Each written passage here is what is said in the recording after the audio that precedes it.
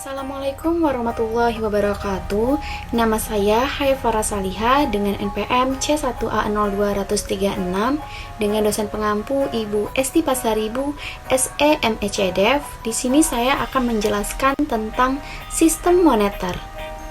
Apa itu sistem moneter? Sistem moneter merupakan sistem yang menetapkan kebijakan dan tindakan-tindakan yang mempengaruhi interaksi faktor moneter dalam suatu negara, termasuk pengawasan cadangan valuta asing. Di Indonesia, otoritas sistem moneter terdiri atas Bank Indonesia, pemerintah yang diwakili oleh Menteri Keuangan. Hingga saat ini, sistem moneter tetap dijalankan untuk menjaga nilai mata uang terhadap produk yang tercermin di inflasi. Selanjutnya ada kebijakan moneter. Kebijakan moneter merupakan suatu kebijaksanaan yang dilakukan untuk mengontrol penawaran dan permintaan uang yang beredar di masyarakat, persediaan uang yang ada, stabilitas nilai mata uang, dan arah kemana uang akan dialokasikan. Tujuan kebijakan moneter. Bank Indonesia memiliki tujuan untuk mencapai dan memelihara kestabilan nilai rupiah. Tujuan ini sebagaimana tercantum dalam UU Nomor 23 Tahun 1999 tentang Bank Indonesia, yang sebagaimana diubah melalui UU Nomor 3 Tahun 2004 dan UU Nomor 6 Tahun 2009 pada pasal 7. Jika dijabarkan, fungsi penerapan kebijakan moneter diantaranya: 1. Membantu penurunan laju inflasi atau pengendali peredaran uang. 2. Penjaga kestabilan harga. 3. Pengontrol tingkat suku bunga. 4. Menjaga dan meningkatkan neraca pembayaran agar tetap stabil. 5. Penstabil nilai tukar dari mata uang. 6. Penyedia lapangan pekerjaan karena ekonomi stabil akan mendorong investasi dan pengembangan bisnis. Dalam upaya mencapai tujuan tersebut, Bank Indonesia sejak 1 Juli 2005 menerapkan kerangka kebijakan moneter, Inflation Targeting Framework atau ITF. ITF merupakan suatu kerangka kerja dengan kebijakan moneter yang diarahkan untuk mencapai sasaran inflasi yang ditetapkan ke depan dan diumumkan kepada publik sebagai perwujudan dari komitmen dan akuntabilitas Bank Sentral. Selanjutnya ada tujuan kebijakan moneter. Kebijakan moneter dapat memiliki satu tujuan atau single objective, yaitu contoh tujuan kebijakan moneter di beberapa negara berkembang dengan tujuan akhir stabilitas harga dengan kerangka strategi kebijakan yaitu exchange rate anchor yaitu di negara Burundi dan Maroko. Lalu ada money aggregate targeting yaitu di negara Kongo, Sudan, dan Sri Lanka. Selanjutnya ada di inflation targeting yaitu ada di Armenia dan Ghana. Selanjutnya ada kerangka strategi kebijakan lain-lain yaitu di negara Mesir.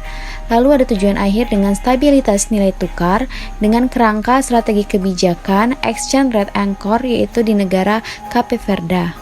Selanjutnya ada tujuan kebijakan moneter. Kebijakan moneter dapat memiliki beberapa tujuan atau multiple objective.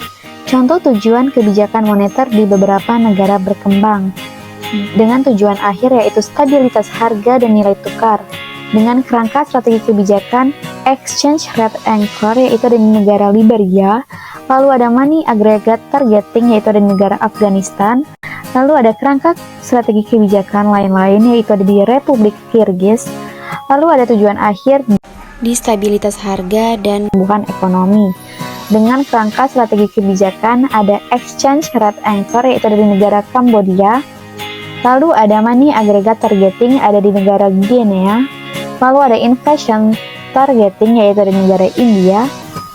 Selanjutnya ada contoh tujuan kebijakan moneter di beberapa negara berkembang atau multiple objective, 3 or more objective dengan tujuan akhir yaitu stabilitas harga, nilai tukar, dan pertumbuhan ekonomi. Kerangka strategi kebijakan dengan exchange rate anchor yaitu di negara Ethiopia. Lalu ada money aggregate targeting ada di Bangladesh.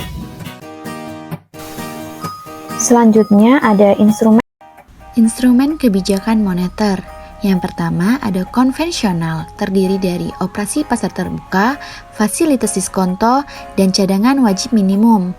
Operasi pasar terbuka berbentuk kegiatan jual beli surat-surat berharga oleh bank sentral, baik di pasar primer maupun pasar sekunder melalui mekanisme lelang atau non-lelang. Yang kedua ada fasilitas diskonto, yaitu fasilitas kredit yang diberikan oleh bank sentral kepada bank-bank dengan jaminan surat berharga dan tingkat diskonto yang ditetapkan oleh bank sentral sesuai dengan arah kebijakan moneter.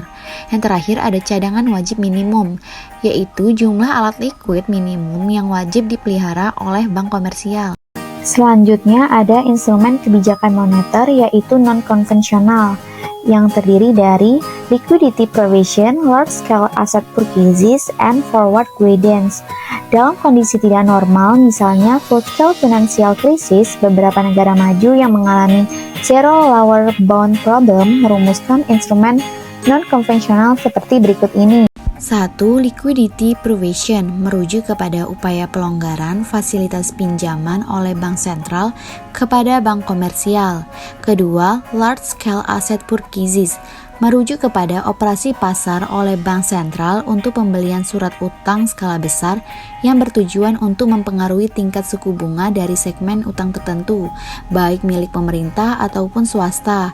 Ketiga, forward guidance merujuk kepada pengelolaan ekspektasi para pelaku pasar, terutama mengenai tingkat suku bunga jangka panjang. Thank you for watching this video. Wassalamualaikum warahmatullahi wabarakatuh.